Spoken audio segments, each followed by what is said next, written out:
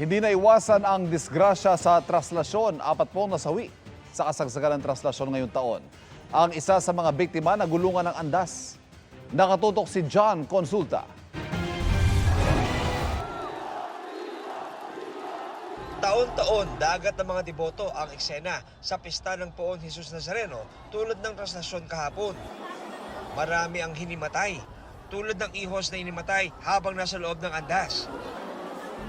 Sa tala ng National Capital Region Police Office o NCRPO, 4 ang nasawi sa traslasyon 2026.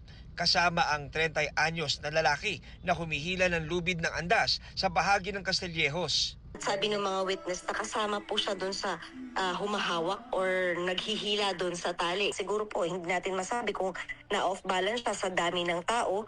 So tumba po siya doon sa pavement, doon sa gilid at hindi na po napansin na siya po pala ay nadaanan na po ng andas. Ayon sa Jose Reyes Memorial Medical Center, sinubukan nilang i-revive ang lalaki pero binawian din ng buhay.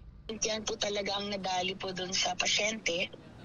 And crushing injury. So malamang pati maybe a little bit of the chest na rin po siguro yung natamaan.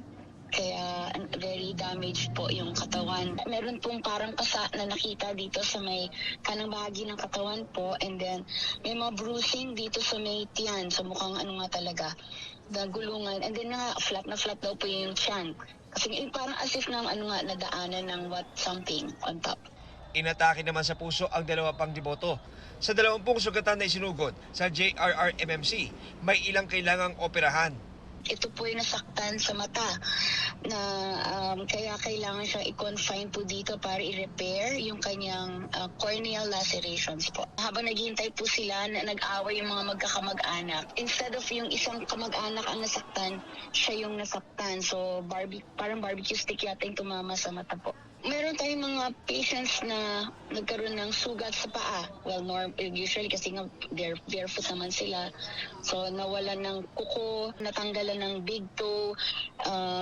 Usually mga cases na tatanggalan ng mga digits sa paa. Sa tala ng DOH, 1,019 ang bilang ng mga debotong binigyan ng atensyong medikal.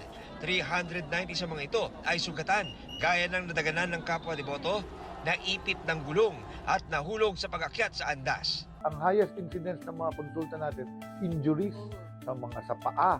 Pero nung bandang hapon, nung bandang kagabihan na, hilo na.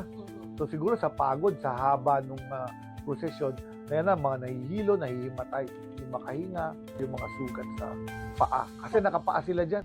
Para sa GMA Integrated News, John Consulta, nakatutok 24 oras.